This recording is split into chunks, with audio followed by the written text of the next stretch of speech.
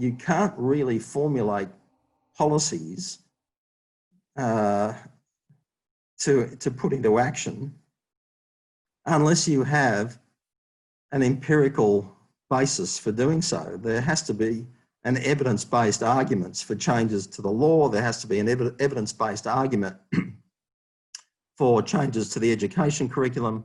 There has to be an evidence-based argument for when you seek changes of public attitudes and to remedy prejudice.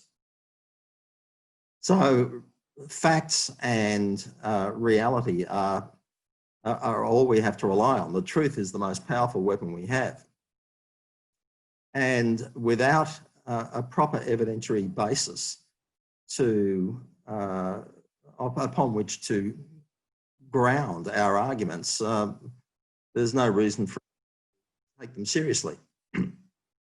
So it's very important, I think, for community groups like ours to keep track of incidents on the one hand and also trends in discourse on the other. But I think it's equally important also for governments to have a system for tracking and understanding the incidence of hate-motivated crime in particular.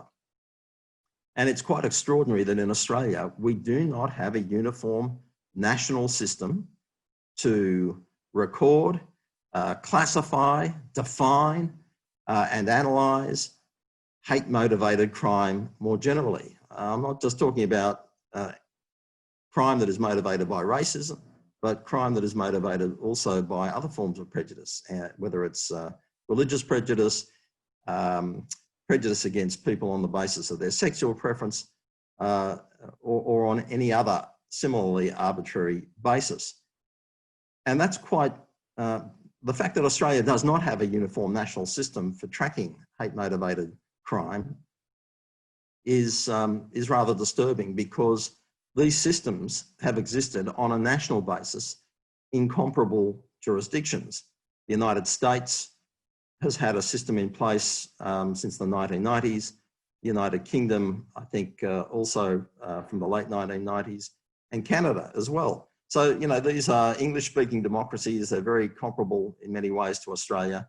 Canada and the United States are federal systems, just like ours, and yet even though they have different state laws and different state law enforcement agencies, they also have federal laws and federal law enforcement agencies, and they do tackle this on a national basis.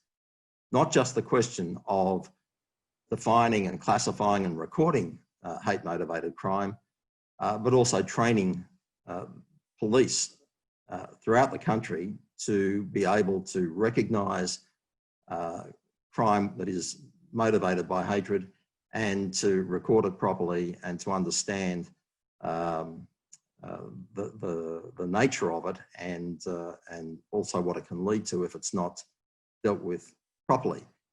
And in the evidence is that in places like Canada, for example, where the police have been trained to do this and work with local communities, the incidence of hate-motivated crime has declined quite noticeably over time, and the sense of security and the trust of local communities in the police has grown significantly, and their preparedness to cooperate with the police has also grown as well, and that can only be a good thing in terms of law enforcement.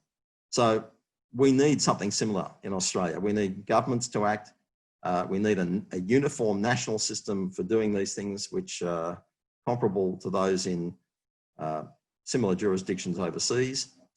And also we need to continue to monitor these things at the community level so that we can do the work of education and exposure and, if necessary, taking legal action when the worst cases and the worst manifestations occur. So it's important there for community groups to be supplementing the work of officialdom and to make it more effective, to make it do the job that it's intended to do, and ultimately to get better policy results and a more cohesive community out of it.